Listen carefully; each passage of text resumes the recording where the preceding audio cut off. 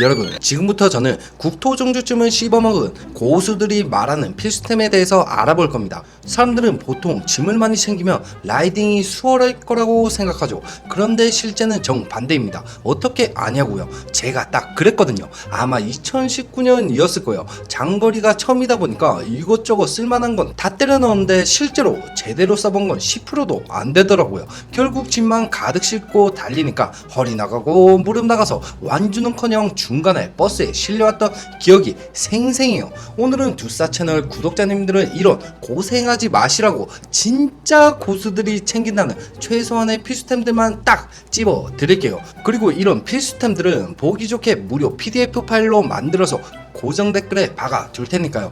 필요하신 분들은 쭉쭉 뽑아 쓰시고요. 그럼 본격적인 고수들의 필수템 샅샅이 파헤쳐 보겠습니다.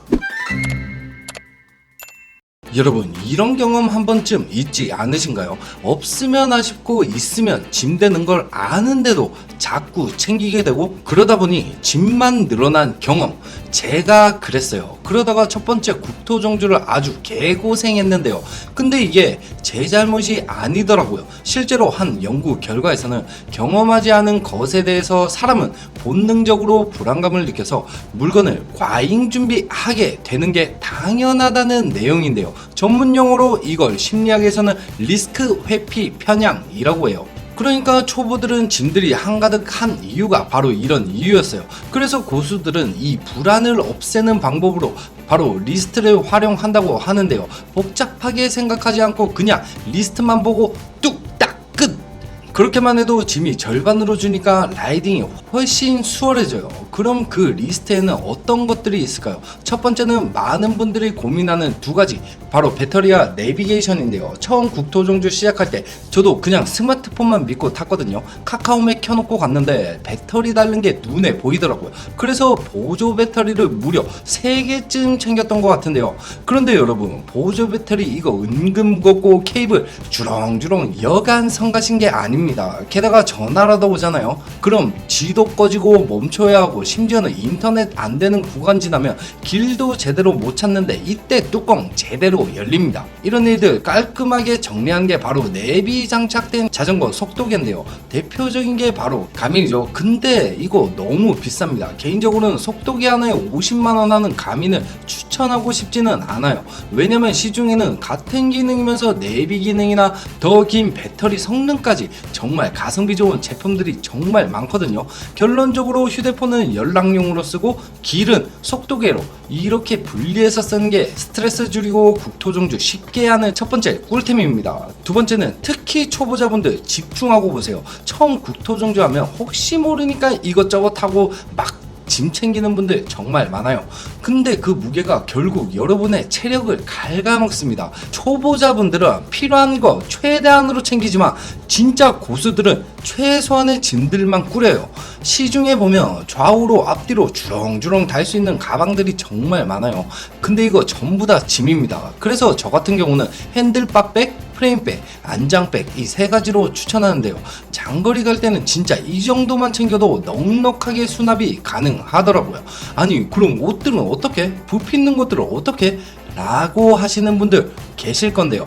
저는 동해안 라이딩 할 때 새벽엔 추워서 긴팔, 바람막이, 토시, 겨울 장갑까지 끼고 출발했는데 점심쯤 되니까 땀이 줄줄 짐만 늘어났죠. 그래서 근처 편의점에서 이 옷들을 택배로 그냥 집으로 보내버렸어요. 만약 1박 이상 일정이라면 미리 숙소로 여벌옷을 보내두는 전략, 이거 저는 정말 강추합니다. 이거 은근 저녁에 피곤해 죽겠는데 빨래 안 해도 되고 엄청 편해요. 뽀송한 새 옷으로 다음날 시작하면 진짜 피로감 다 날라갑니다. 세 번째는 여름 아니면 괜찮겠지 생각했다가 피맛 보는 그런 템이죠. 바로 물통인데요. 라이딩 중 수분 손실은 생존 문제입니다. 실제로 국종 좀 해보신 분들은 아시겠지만 이게 한강 자전거 도로 타는 게 아니에요. 은근 편의점이나 물 보급할 때가 진짜 없거든요. 물통은 그래서 큰 걸로 무조건 2개 챙기는 게 필수입니다. 그리고 자판기용 현금 지폐 챙기는 걸 추천드리는데요. 요즘엔 다 카드 되잖아. 네, 맞아요. 근데 안 되는 자판기가 꼭 있더라고요. 그리고 실제로 저는 지난 국종 때 타이어가 찢어졌어요. 펑크가 아니라 찢어졌거든요. 그렇게 심하게 났는데 그때 1,000원짜리 접어서 마가 탔는데 이때 느꼈죠. 와, 진짜 세상에 돈이면 다 되는구나. 다음은 펑크 툴입니다. 이건 이유 불문하고 그냥 챙기세요. 에이, 나는 펑크 한 번도 안 났는데? 이런 분들 국종 가면 꼭 나요. 특히 국토종주 도로 생각보다 정비 안 된 구간도 많고 공사 중이거나 진짜 바닥이 쓰레기들이 정말 많아요. 그래서 저는 그냥 100% 펑크 난다 생각하고 갑니다. 그리고 펑크 키트, 육각툴 이 두 개는 진짜 보험처럼 들고 다니세요. 특히 육각툴은 피팅이 불편할 때도 살짝 조절해주면 그날 라이딩 질이 확실하게 달라지니까 꼭 챙기세요. 저 같은 경우는 이 펑크 툴을 가볍고 밴딩식 파우치에 넣어서 안장백에 고정해 다니는데요. 무겁지도 않고 꺼내기도 편해서 정말 좋아요. 그리고 간혹 수동 펌프를 들고 다니시는 분들 계신데요. 개인적으로는 요즘 손바닥에 쏙 들어가는 전동 펌프나 CO2 챙기시길 추천드려요. 땡볕에 수동으로 펌프질하면 진짜 죽어납니다. 국토종주 초보들이 간과하는 게 바로 이거예요. 엉덩이 슬림. 처음엔 괜찮다가 3-4시간 지나면 그 자리만 페달이 닿아도 정말 지옥길 열리는 것 같아요. 그래서 저는 무조건 쉘크림 꼭 챙기는데요. 많은 분들이 이 쉘크림 굳이 필요할까 생각하지만 쉘크림을 딱 패드에 바르고 타게 되면 진짜 땀이 아무리 흥건히 젖어도 정말 슬림 하나 없이 오랫동안 탈 수 있어요. 그리고 변색고글 그리고 손저림 방지를 위한 장갑 필수입니다. 변색고글 같은 경우는 낮이나 밤이나 바꿀 필요가 없기 때문에 매우 편하고, 그리고 장갑은 이거 없이 한번 라이딩 해보면 장갑이 왜 필요한지 정확하게 아실 거예요. 다음은 제가 그동안 국종하면서 챙기지 못해 가장 아쉬웠던 부분 중 하나인데요. 요즘 도로에서 무슨 일이 벌어질지 모릅니다. 이게 얼마 위험한 부위인지 알아, 새끼야? 갑자기 끼어드는 차량, 그 다음 비매너 라이더, 예상 못한 사고가 정말 언제나 일어날 수 있죠. 그래서 저는 꼭 자전거, 블랙박스 또는 액션캠을 꼭 챙기라고 추천드리고 싶어요. 대부분의 분들이 처음엔 비싸니까 그냥 넘어가시는데요. 요즘은 10만원 이하 제품도 배터리 오래가고 영상이 아주 수준급이에요. 심지어 이번에 바꾼 블박 액션캠은 앞전에 쓰던 고프로보다 성능이나 배터리 성능도 훨씬 좋더라고요. 심지어 휴대폰으로 바로바로 확인도 되니까 여러분들도 이런 걸로 하나 챙겨보세요. 안전, 추억, 2마리 토끼를 한 번에 잡을 수 있어요. 마지막은 진짜 필수 중에 필수죠. 바로 헬멧인데요. 진짜 간간히 국종 하다 보면 헬멧 안 쓰고 달리는 분들 계신데요.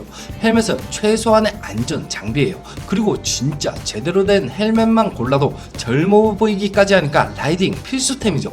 특히 고글과 잘 맞는 헬멧을 고르는 게 무엇보다 중요한데요. 이런 헬멧은 착용만 해도 10년은 어려 보인다는 말 괜히 나오는 게 아닙니다. 고정 댓글에 제가 추천하는 가성비 좋은 헬멧도 정리해 둘 테니까요. 확인해 보시고요. 정리하면 국토종주는 체력보다 전략입니다. 불필요한 짐은 줄이고 진짜 필요한 것만 챙겨서 라이딩에만 집중할 수 있는 준비 지금부터 하세요.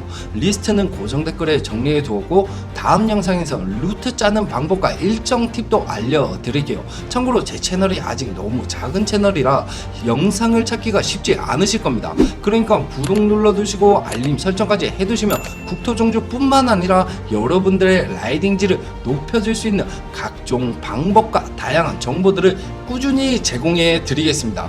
그럼 오늘 영상도 시청해 주셔서 감사합니다. 이상 두발로 사이클링의 낭님이었습니다.